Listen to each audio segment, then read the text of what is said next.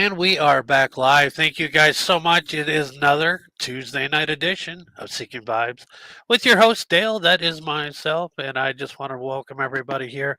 We've got a fantastic show for you this evening. I've got two really amazing people sitting backstage right now, guys. I just want to come on out here, just spread a little bit of love, a little bit of cheer, and hopefully bring up everybody's spirits with everything that's been going on. And I just want to more or less touch base on some really disturbing things that's been coming up in the news, and that is suicide. And we are going to be talking about mental health struggles throughout the show today, especially with my guests. But I don't know how many people have been really paying attention to the news out there, but I mean, right down in Texas, within like I want to say about a week ago now, there was a 11 or 12-year-old girl that committed suicide because of being bullied at school and everything, and what was going on in her life, and she decided that it was best to.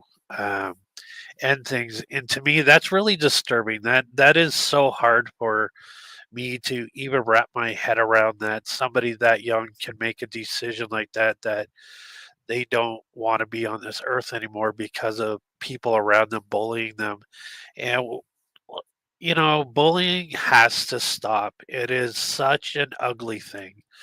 I just don't get it, and I need this is where people need to step up in our society and you know, start doing something about all these kids that are being bullied and them taking their lives. And that's not the way that I really like to start this show, but it's been really on my mind a lot lately. It's disheartening to know that this is what's going on in our world, and bullying is not a new thing, and with social media and everything, it is just getting a lot worse from a whole lot of other areas going on. But I'll tell you, so people, if you hear about kids that are being bullied or you see it being bullied, you know what?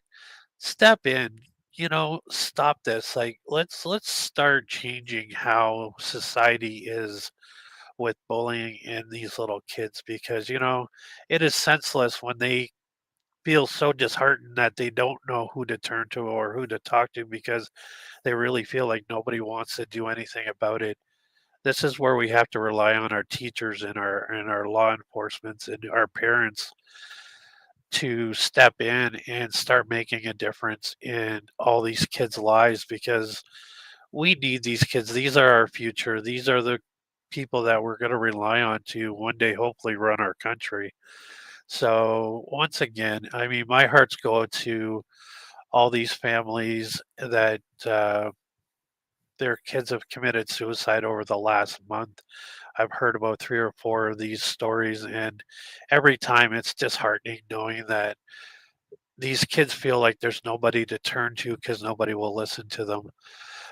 Before I bring on my guests, though, I always like to start my show off with song lyrics, because as being a huge fan of the music industry and songs in general, I say on good days you can hear the music, and on the bad days you feel the music.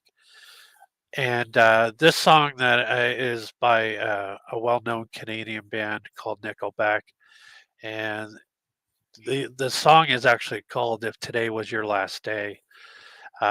So the song starts out, "My best friend gave me the best advice. He said, each day's a gift and not a given right. Leave no stone unturned, leave your fears behind, and try to take the path less traveled by.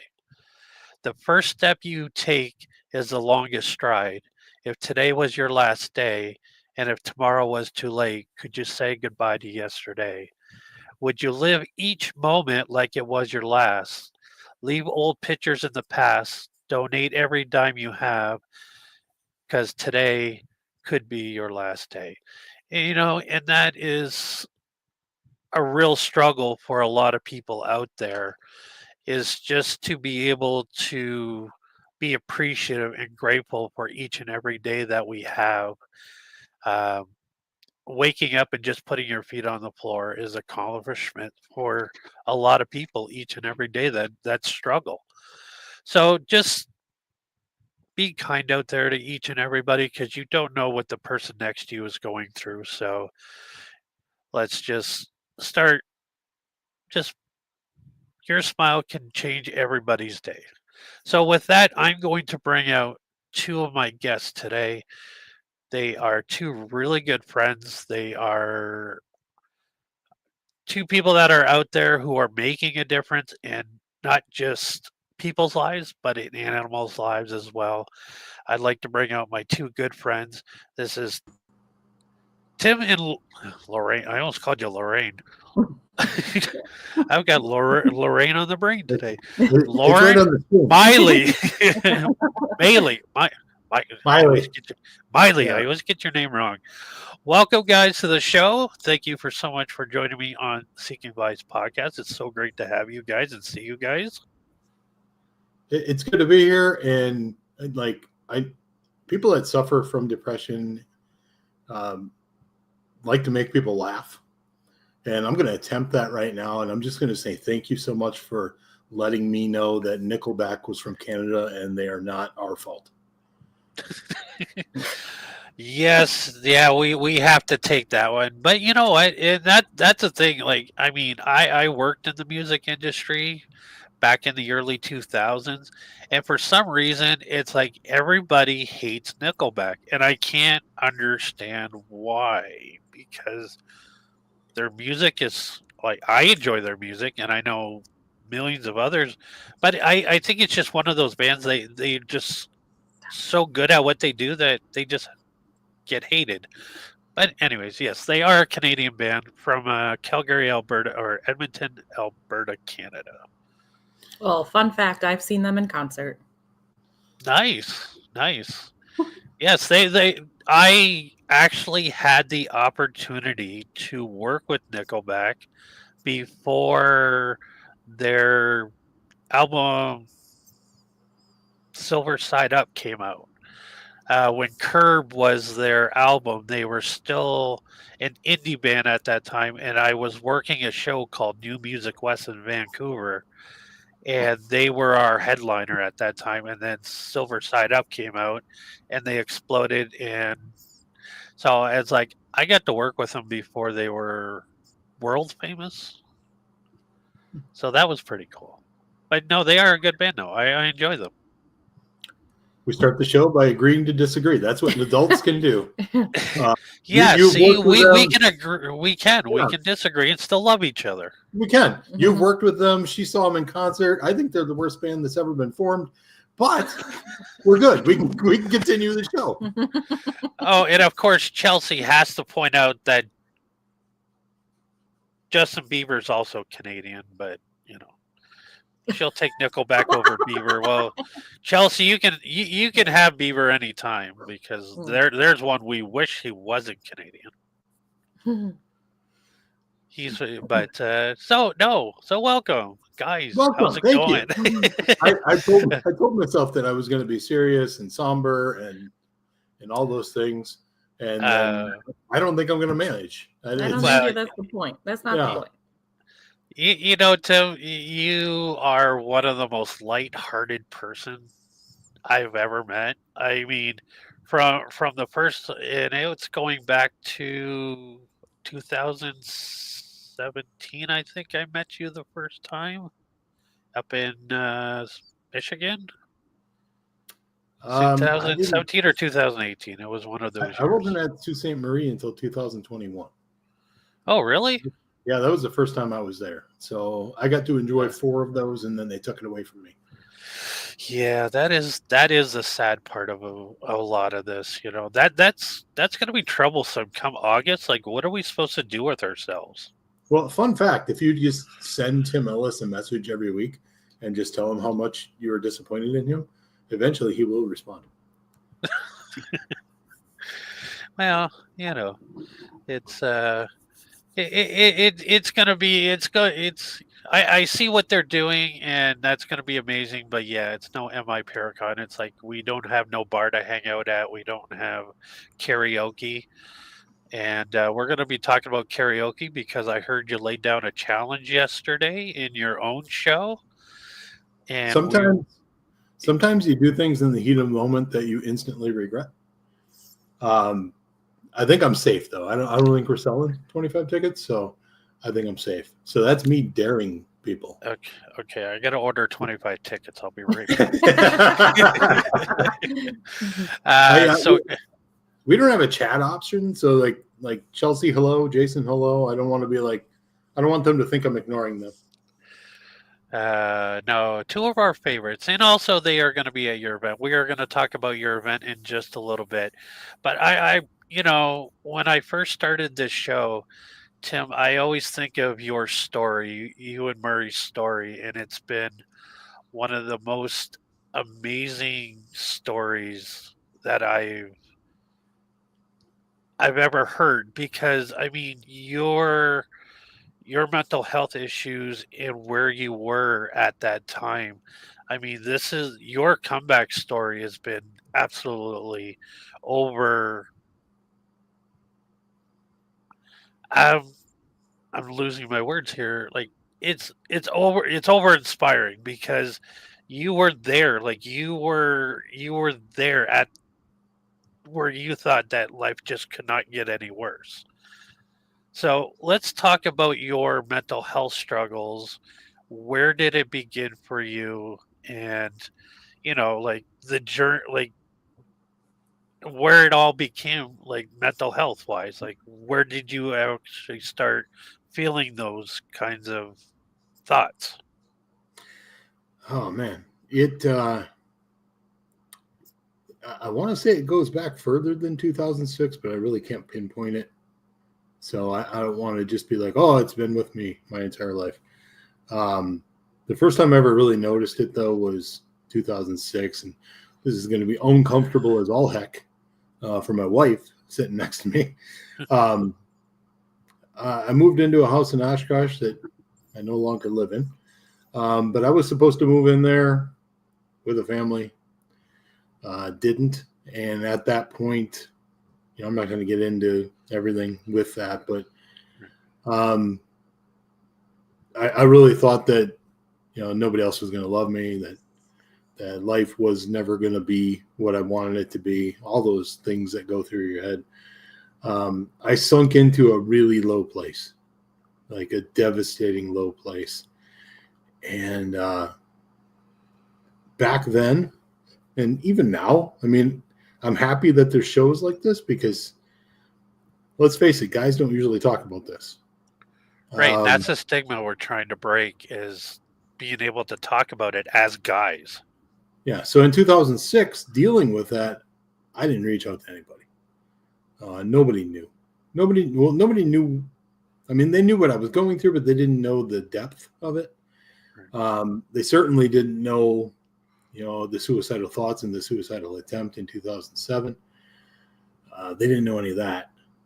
Quite honestly, they didn't know any of that until I started talking about it in 2013. I hid that from everybody. I hid it from my mom. I hid it from Todd. Todd. Yeah. He and I are attached at the hip, and if I'm not telling Todd, I'm not telling anybody. Right. So I lived with that on my own and struggled on my own, and until one night it just became too much. And thankfully, Murray was there and put his head on my arm and snapped me out of it. Right. Having been that close and knowing what that feels like, there's not a rational thought in your mind. Right.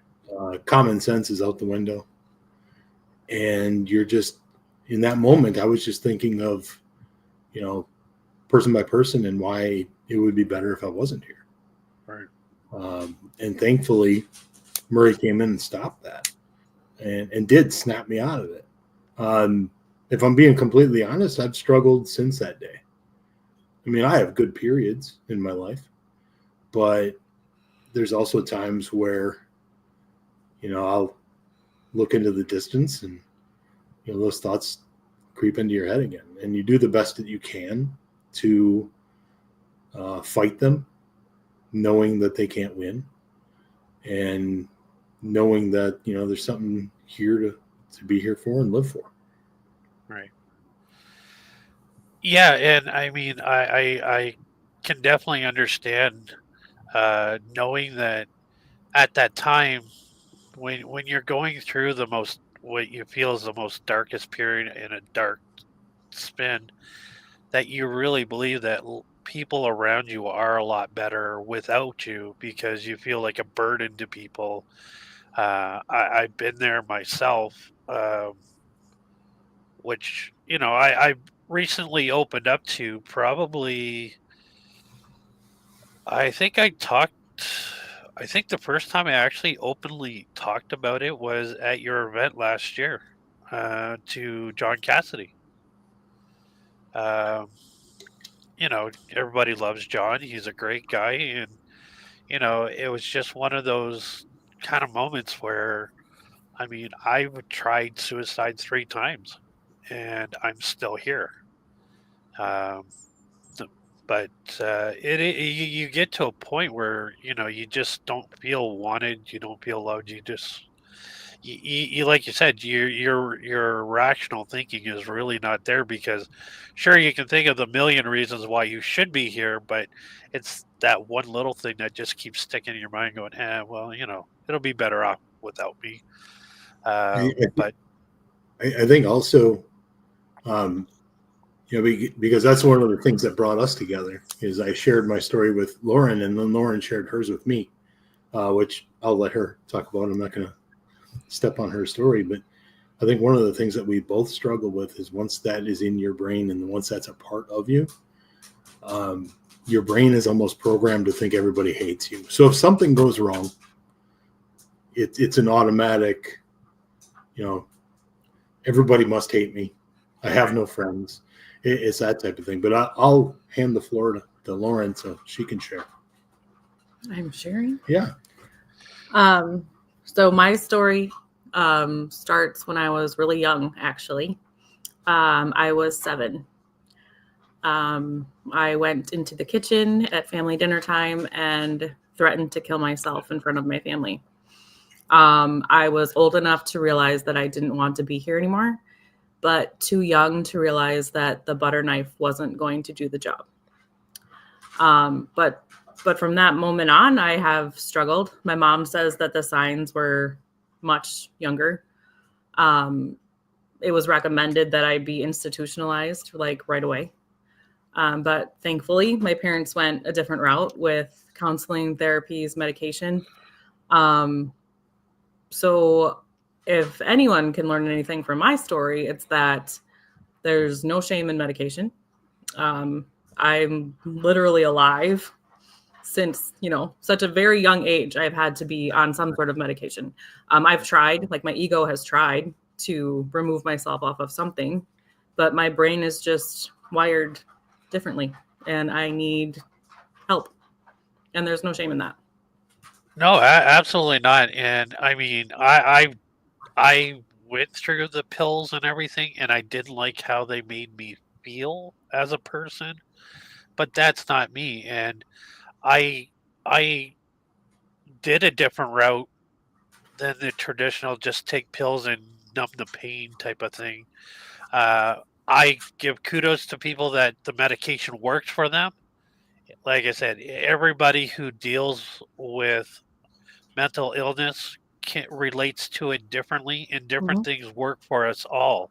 And you find different ways of coping through everything. So, I mean, I'm so glad that you are here with us, both you and Tim. And I think probably something like this is what's really brought you guys together, besides Murray having a hand in all this. And we'll talk about that because I think it's one of those that it's the greatest love story ever to be told between you two guys. And you guys are like the perfect match for each other. So that is great that you found who you were meant to find in this life, and you guys can both be there for each other because you can kind of understand where each other is coming from. Where my marriage kind of ended because she couldn't understand what it was like for me to deal with having mental issues and strong depression and anxiety, and always like you feel like, yeah, everybody hates me. Even my own wife, I felt she hated me, which was further from the truth after I was able to get through some counseling and realize that it's just because there was no communication. It was hard for her to understand because she's never had those kind of thoughts or went through those kinds of things.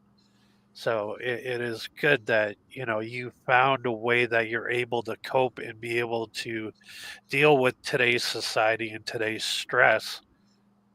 Where I look at, and I do have good days and bad days, just like everybody else. And some days it's really good, and some days are really really dark.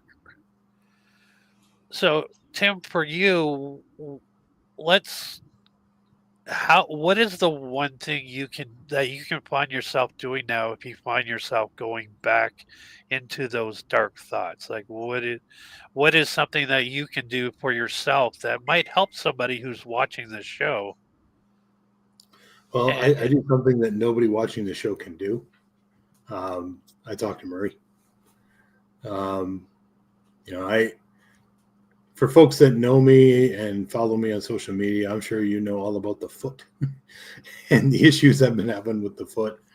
And I talk to him constantly when I'm feeling down and defeated. Um, People have asked me in the past, what do you recommend for folks that are going through stuff like this? And I said, not everybody has a Murray, but there's something that you care about, something that you love, that means the world to you, that's very, very special, and concentrate on that. From the point Murray saved me to the point he passed in 2019, I lived every day for him. Those days were easy for me, because it was like, I know what my purpose is. My purpose is him. And then when he passed, I didn't know what my purpose was anymore. It was really tough. Those were some of my darkest days, but I had made him a promise that I wouldn't hurt myself. But those first few days without him, put me right back in that spot, probably even worse. But having the knowledge that I promised him that I wouldn't hurt myself was what got me through that. So I think from that moment in early 2007 to now, he's what still gets me through.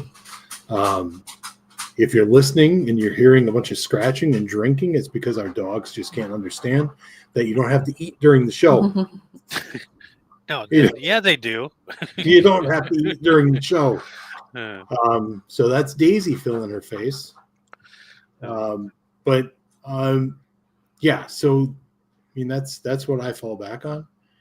I'm still not. I mean, I think Lauren can attest to this. I'm still not very good with communication when I'm not feeling well, when I'm Right. not having a good day, when I'm in a spot. Right. I still internalize that because I still am programmed to not want to be a burden. Right. So I just talk to Murray, and I talk through it, and I understand that I'm talking to thin air, but I truly believe that he's there. He's still there. He'll always be there. So that's what I rely on. That's what I fall back on. And yeah, I mean, like you said, you guys can really communicate, and she would understand. But yeah, it's that hardwire thing to rewire your brain to say, okay, I'm having a bad day. Who can I talk to? And under talking to Murray's like the greatest outlet. I do it to my dad. My dad passed away in 2005, and he is the one thing. And I know when I'm at my darkest that he's come through, and he's actually gone through other people to get to me, just because I kind of just when I'm really that bad, it's like I'm embarrassed because I don't want to disappoint him, even though he's on the other side and he's with me. It's one of those. I'm still afraid of disappointing him, and when I'm thinking like that, but he will reach out to people that are closest to me and give them a message, and it always gets back to me.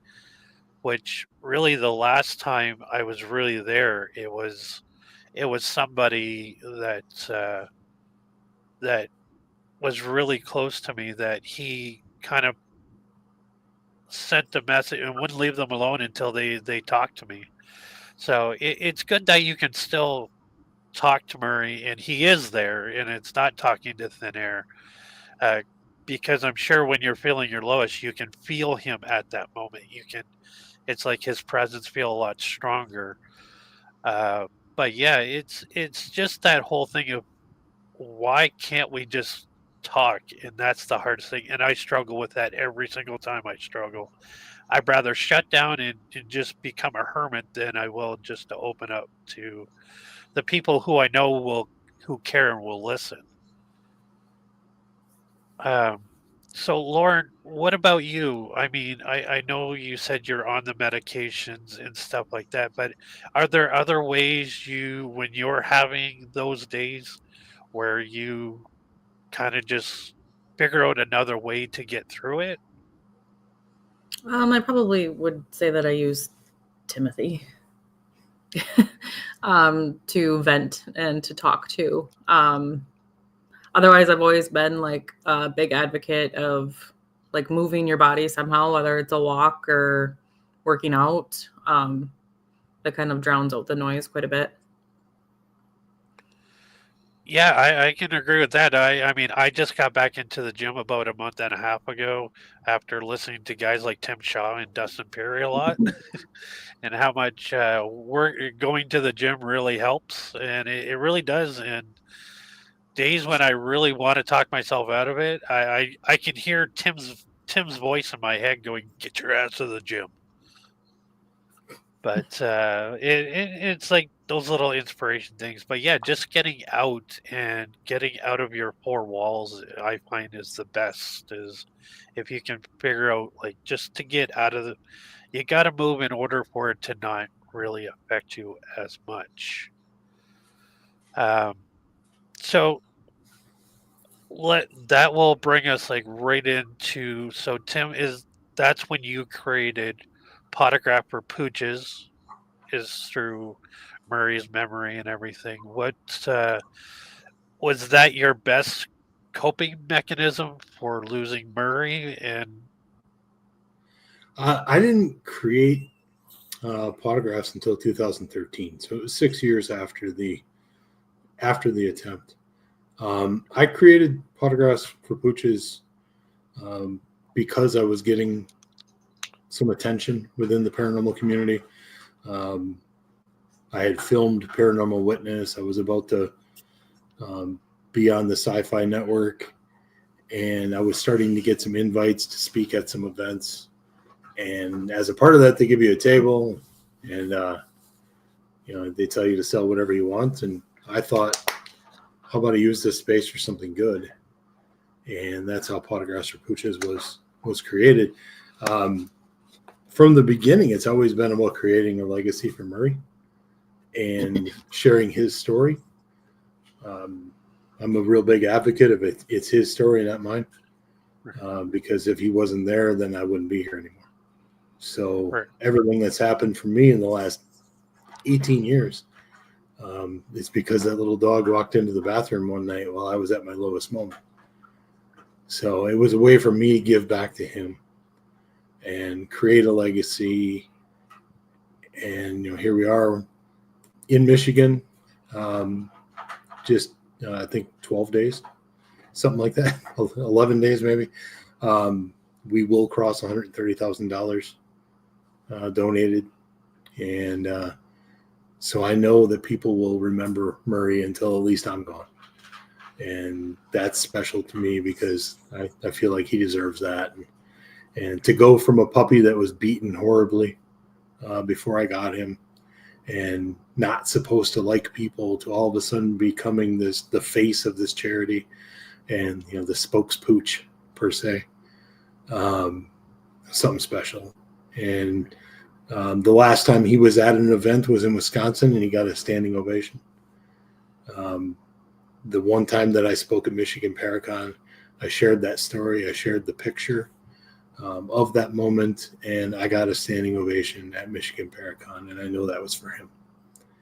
So a million amazing things have happened since that time, and sometimes I got to remember that we've done some great things because my mind likes to mess with me. Right. And when things aren't going well and we're not selling tickets to a particular event, I see all the bad. Right. And then I start talking about all the wonderful things that we've been able to do. And it just puts it in perspective. The things that we've done for him, the things that he has accomplished for all these dogs across the country. Even in Canada, we did an event in Winnipeg years ago. So we did donate to a Winnipeg animal shelter. So Winterpeg. Yeah. It was we were there in the summer, which I guess I'm thankful for. But just the reach that Pawtographs has had, and I'll give all the credit to Murray again that Murray has had. It's pretty amazing.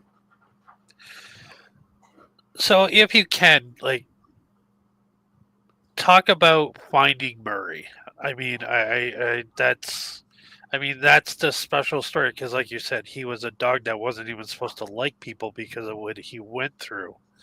So can you kind of bring us back and talk about just finding him, because that's the special moment. That was meant to be. The short answer is dumb luck. I was just looking on the internet. I wanted a yellow lab, and I found a pit lab puppy that had been rescued from his home. The shelter had gone in and taken him. He was beaten incredibly bad. Could never wag his tail. He had nerve damage because somebody had tried to rip his tail off as a puppy. So when I tried to go see him initially, they said no because he doesn't like men. And after enough begging, they let me come and see him. And they let him out of the kennel, and he went the wrong way because that's what he did. He never did anything right the first time.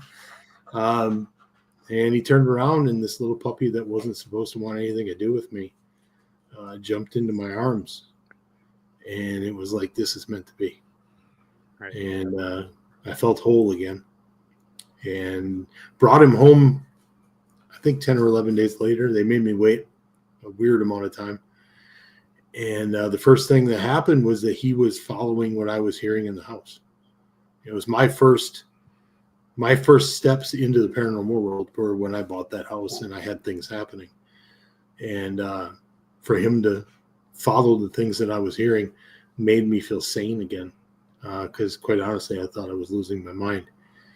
But so we were tight from the beginning, but it was cemented as father-son after the attempt. And like I said, I could never repay him for what he did for me that night.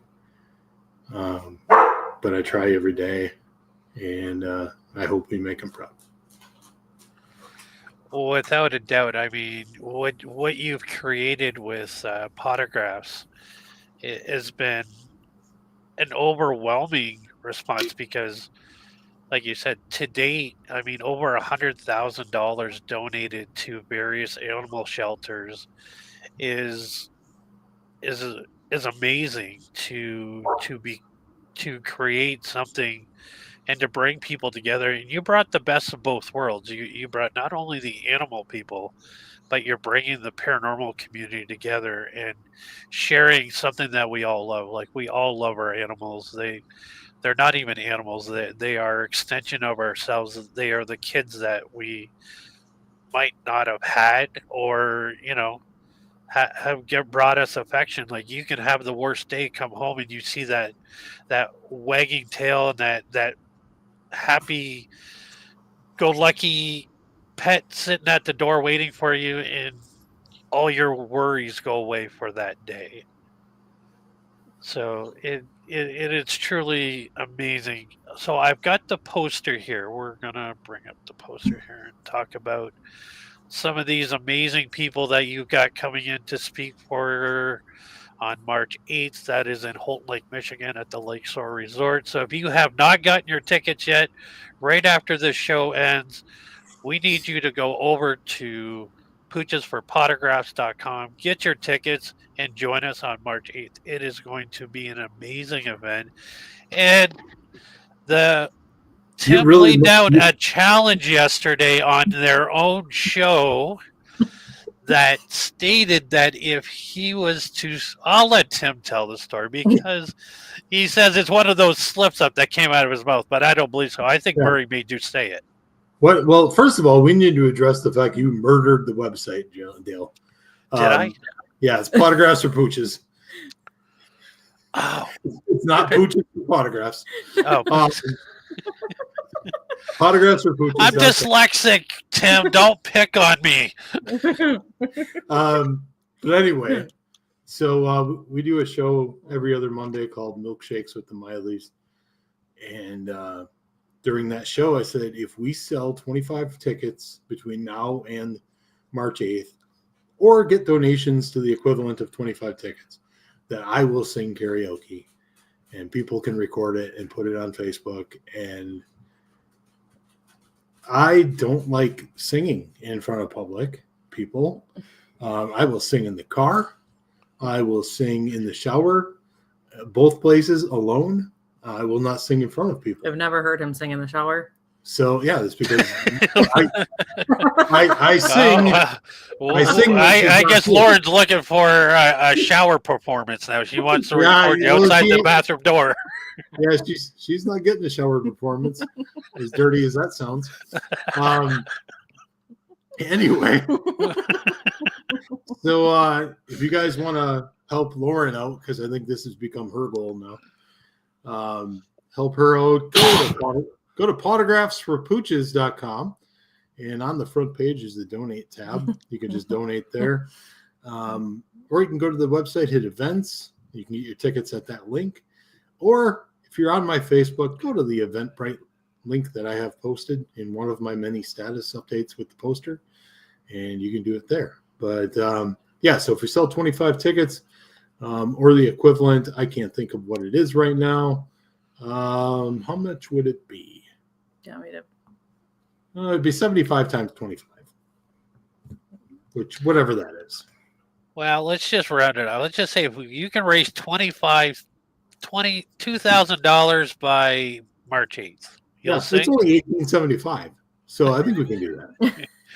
I'm sure somebody listening right now, get your friends together. Yeah, so buy a ticket. Donate if you're nowhere close to Michigan and you just don't feel like traveling, then donate enough that Tim will sing. And we promise you, Lauren will videotape it and put it right on the website for Tim to see forever. Yeah, well, I'll even say this: if somebody out there has deep pockets and they want to donate $18.74, I will donate the other dollar. That is how much I believe in this cause. But in all seriousness, I hope we get there. And if we do, there'll be many shots of Fireball to get me prepped to have this singing performance. And so there we go, folks. The challenge is out there. Please share out this video. Share the fact that Tim, who is afraid to sing publicly, besides either that, we'll just have him go into his room, go in the shower, and we'll just tape it from there. This way here, you'll be comfortable singing. I want to know how you got like center billing on that poster, Dale. How'd that happen? You know what? I don't know, and I'm just like front and center. And I think that's just because we're the lonely Canadians, so we have to be the center of attention. Makes sense. But no, you've got so many amazing speakers. Each and every one of your events, you always bring out some of the most amazing speakers that in the most caring and loving people too. And this is what this event does. It brings not together just different personalities, but people who really care about Murray and his cause, and of course you guys, because you guys are the ones who are putting in all the hard work to make this happen. And we're so grateful that to even be asked, me and Michael John are still pitching ourselves going, are we really going to be a part of this come March 8th? I'm like, are we being punked or something? Are we going to get there and go, who are you guys? Why are you guys even here? And have the police escort us back out again? No, we'll let you see. You're just going to have to buy a ticket. Oh, okay. Yeah. 25 tickets am I going to have to buy? Yeah. No, I'm proud of the lineup. A lot of those people in the lineup are really good friends. We do have some first-time speakers. Yourself and Michael, first time at a Pawtographs event for us. Yes. And then also Bree and Nick making their first appearance at a Pawtographs event. So mix in a couple of new folks, new faces, and then bring back some of the people that have really helped us build this throughout the years. And that's people like Dustin Perry and Todd Arnold and Deb DeRoos. Scotty Rourke's been a big part of what we do, but those events have been in Wisconsin. So I'm excited for folks in Houghton Lake to get to meet Scotty and see what his gift is. But yeah, Shane, Bill, Jamila, Tim Ellis is the MC. So it's a stacked day. We're going to have a lot of fun, vendors, speakers, and then we're going to end the night with some karaoke, and whether or not I sing is up to you folks. Wow. We are going to make sure that happens throughout the day somehow. Like even on March 8th, when people keep donating all day, will it still happen? I don't know. We'll see. I mean, if I'm going to win and I don't have to do it, I might call it. All right, folks, bring your pennies with you because we got to make sure this happens. Lauren wants to see this happen for sure. We know she does. Mm-hmm. Sorry. Just I was sick over a week, so now I've been feeling dehydrated for the last 2 days now. Now I'm making up for all the days that I did not drink anything. Everybody's like, stay hydrated, and I was like, no. I just didn't want to get out of bed to have to go to the bathroom. So Pawtographs have March 8th. Now this is the first one of the year. How many more Pawtographs do you have going in 2025? I'm looking at you. You don't know? I do. Oh. I just feel like we should make her talk once in a while. Sure do. Yeah. I don't know how I haven't counted, but we have one starting in May, right? Once a month. May, June, July, August, September. Yeah. So we've got a golf outing in Wisconsin, a golf scramble, the Murray Scramble. June, we're going to be at Ashmore Estates. Thanks again to Rob and Terry for giving us that building for the weekend for free. Tickets actually for that event are going to go on sale the day of the Houghton Lake event. So people at the event will get a chance to do that. July, we're going to be at the Gettysburg Battlefield Bash. August, we'll be at the Palmer House in Minnesota. And then September, making a return to SilCon in the central Illinois area. So it's busy. Nice. We could probably add more, but I'm just going to brag for a moment. We have Packers season tickets. And really, if we're going to do anything in October, November, it has to be on a weekend when we don't have a game to go to. And that's quite exciting because hopefully we'll see the Packers in the Super Bowl someday. I'm tired of seeing Kansas City. I'd like to see a new team in there. So that's why I was like glad Philadelphia won this year.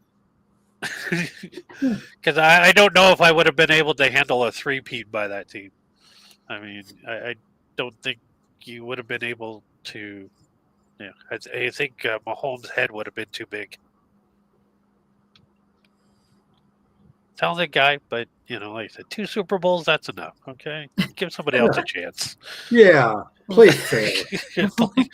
Like I was really hoping for the Lions to get in this year. They were there. Oh God, I have so many Lions jokes in our presentation. Oh, good.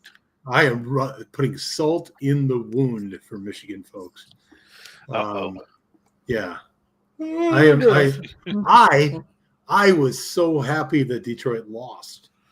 Really? Because after a while, more Packers fans. Yeah, after a while, okay, lovable losers, Detroit, and then all of a sudden they switched over to, we've been great forever. Like we're just the best team ever. And no, you're not. Know your role. Take last, like you're supposed to. And, no, that's my team spot is last. That's Dallas's spot. Don't take Dallas's spot. You had the 90s. Yeah, yeah, back. Well, we had a good run back in the '90s, but yeah, Yeah. no, it just I, seems I, like yeah. I I think Detroit obviously, and Dallas always fought over last spot, which is what we did. obviously, I have a lot of friends in Michigan, Yeah. so it's fun for me to give them a little bit of heat when it comes to this stuff. And my first Pawtographs exclusive event, I did an hour and a half lecture in Petoskey, Michigan. And I told the story about how the Packers played the Steelers in the Super Bowl in 2011, February 2011. And I remember looking at Murray and just saying, man, I wish Grandpa could be here. Because my dad passed away years and years ago. And how special that would have been if the three of us could have watched that game together. And I paused during my lecture as I'm saying that, and I'm in Michigan, so I see all of these blank faces. And then it hits me, and I'm like, "Oh, I get it. You guys don't know what the Super Bowl is. That's the game at the end of the year where the two best teams play." And I got booed. I got booed pretty harshly. So I am looking for that again in 11 days. Well, that could be. I mean, I was never a Lions fan, but just being a border city and being able to see, I was kind of happy. You know, it's just, I was just, it would have brought some excitement to the area that if Detroit would actually win a Super Bowl, how much that would do for where I live, which the NFL has been doing a lot of really cool events here in Windsor when Detroit is doing very well. So, you know, not being a Lions fan, but just getting caught up in the moment, it is always cool. Footballs are really, I love football.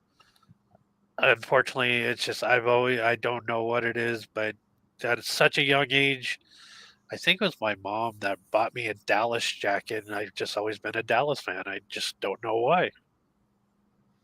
Well, it's probably because when you were younger, they were good. That could have been it. Roger Starbuck was one of the best quarterbacks ever. He was. But I'm a Michigan Wolverine fan. I've never lived in Michigan a day in my life. Yeah. But when I was a kid, Wisconsin was horrible. And Michigan was on TV all the time, and I loved their helmet. And then I just became a Michigan fan, and I never looked back. So the Michigan Wolverines is my college team, which people don't understand. But then, you know, the Green Bay Packers has always been my first love. And she'll attest to it. The games are very serious business. Like I get very wound up during a football game. Poor Lauren has to deal with all that. Well, she's not any better. She's not any better. No, we were the first game that we went to together. This is a fun story. First game we went to together was against the Los Angeles Chargers, and like Green Bay had the ball, and the announcer came over the PA, and he's like, "Quiet, please. You know, you're supposed to be quiet when your team has the ball." And this lady behind us starts yelling and screaming, and Lauren turns around and she goes, "Shut up!" Oh, and that's when I knew I loved her. Yeah. So she's no angel either. So it's a good pair.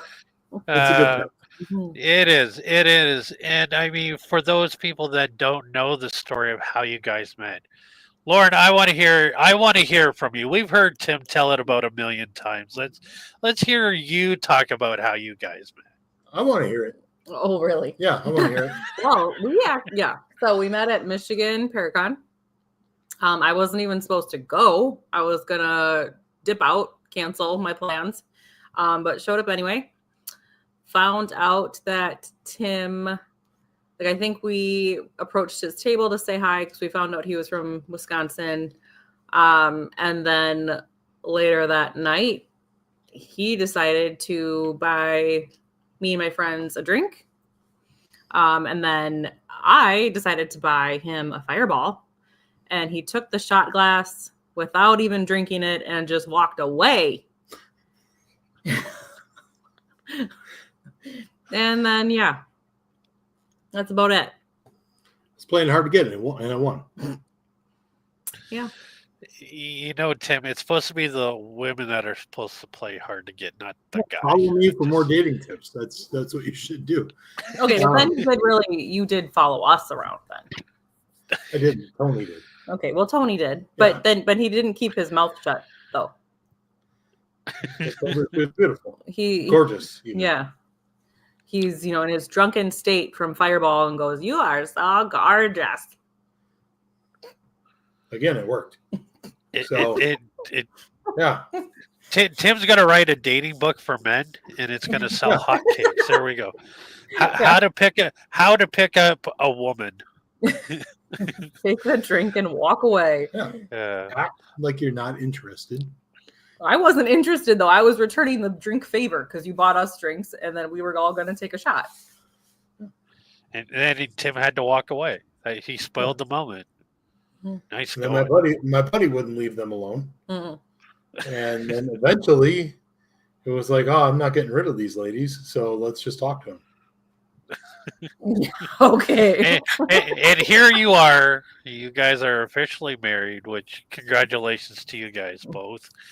And once again, I said Tim and Brad could probably write a whole book on the stories of people who met and fell in love at the Michigan Paragon.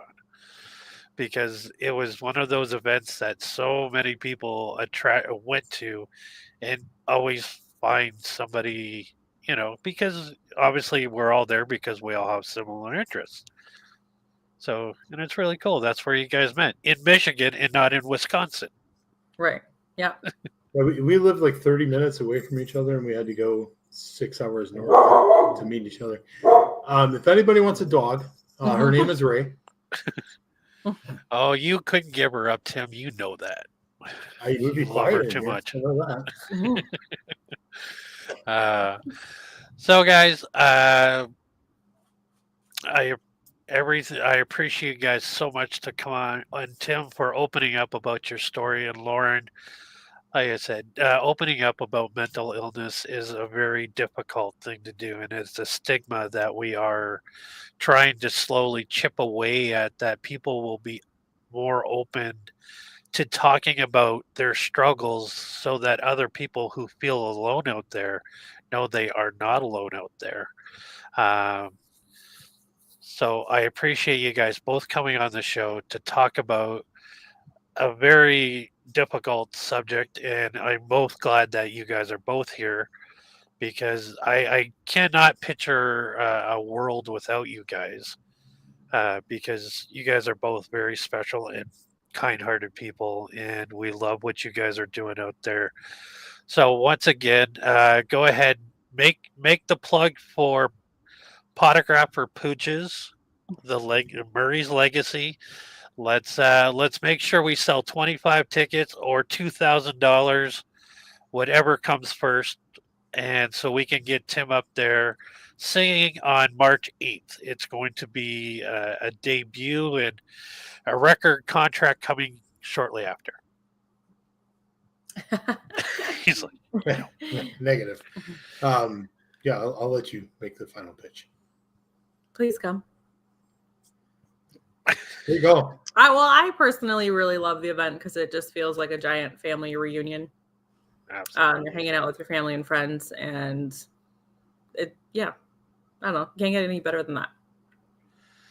Absolutely. So once again, the website is pawtographsforpooches.com, or just follow Tim on any of his social media or on Instagram. You guys are on Instagram, Murray's Legacy?